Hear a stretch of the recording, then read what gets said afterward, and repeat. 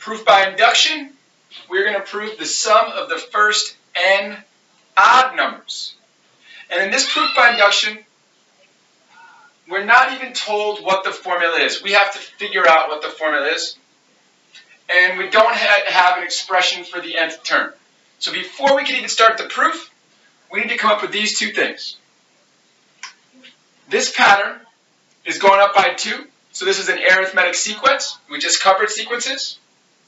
So the formula for the nth term of this arithmetic sequence is a sub 1, the first term, plus the common difference 2 times n minus 1.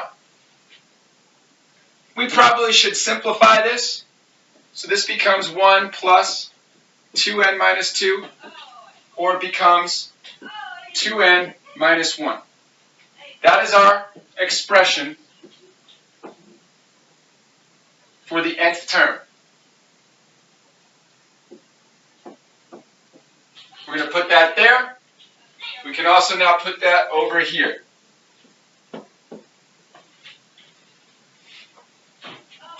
It's very common to not be given that in the question. It's a little bit less common to not even be given the formula. But there's a cool way to see this formula that I saw recently, and it's geometric. There's 1 dot. There's 3 dots. There's 5 dots. There's 7 dots. 1 plus 3 plus 5 plus 7. If you start to look at what happens when we add these numbers up, the sum of the first number is just 1. The sum of the first 2 numbers is 4. The sum of the first 3 numbers is 9. The sum of the first 4 numbers is 16. 1, 4, 9, 16. Where have you heard these numbers before? Those are the perfect squares. And you can see it geometrically. If you take 1 and 3 and you add them up, there's your 4. If you then take the 5 and put it right on top of here, 3, 4, 5, there's your 9. And if you then take the 7 and put it on top of here, 4, 5, 6, 7, there's your 16. And so this is a cool one that you can see. The formula we're trying to prove is that the sum of the first n odd numbers is n squared. I'm going to write that down over there as well.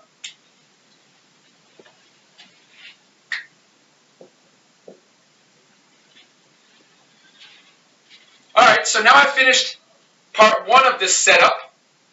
Now we've learned from the previous video that it's helpful to also go right ahead and plug n plus 1 into each of these. So, when I plug n plus 1 in for this n, I get n plus 1 squared. I wouldn't recommend expanding that yet. Maybe later you'll need to, maybe you won't. Let's just leave it there for now. And then I plug n plus 1 into this one. That becomes 2 n plus 1 minus 1. I think we might as well simplify that. So that becomes 2n plus 2 minus 1. That becomes 2n plus 1.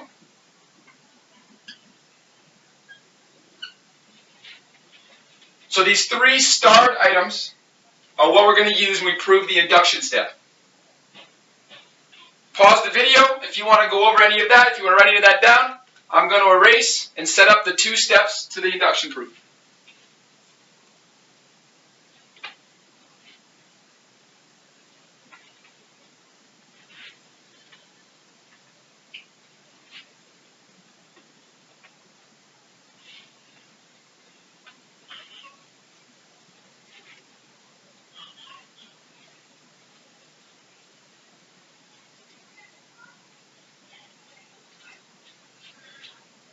Every proof by induction has 2 steps. First, we have to show the base case.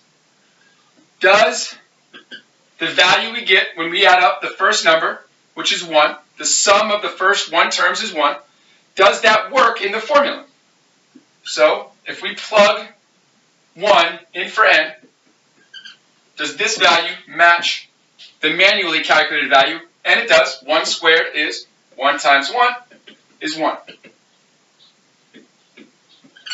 So the base case holds. Tremendous.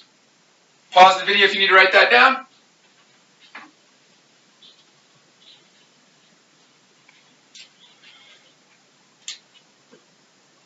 Part 2 is the induction step.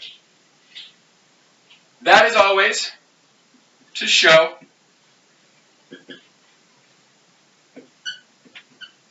that if the sum of the first k numbers holds, then the sum of the first k plus 1 numbers holds. Last time we wrote that out, if, then. I'm just setting it up right here. Remember we said this represents like the first 100 terms.